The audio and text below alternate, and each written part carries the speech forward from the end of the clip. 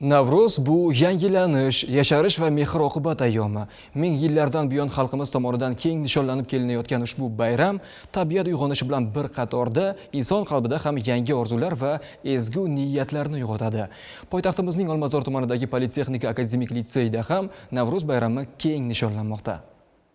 Navruz asrlar davomida milliy an'analarimiz, urf-odatlarimiz va qadriyatlarimizni o'zida mujassam etib kelayotgan bayramlardan biridir. Bu ayyom tabiat uyg'onishi bilan birga inson qalbida ham yangilanish, mehr-oqibat va ezgu niyatlarni uyg'otadi. Tadbir davomida milliy an'analarimizning ajralmas qismi bo'lgan sumalak tayyorlandi. Qozon atrofida yig'ilgan yoshlar va ustozlar ezgu tilaklar bildirib, Navruzning fayzi barakasidan bahramand bo'lishdi.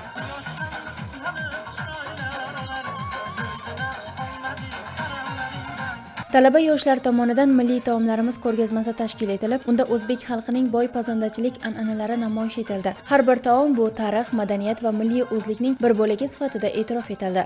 Bundan tashqari milliy o'yinlar o'tkazilib, yoshlarda jamoaviylik, chaqqonlik va ezgulik kabi fazilatlar yanada mustahkamlandi. Kuy-qo'shiqlar yangrab, bayramona kayfiyat barcha ishtirokchilarni qamrab oldi. Navruz bu faqat bayram emas, balki xalqimizning o'zligini, qadriyatlarini va birdamligini namoyon etuvchi ayyomdir.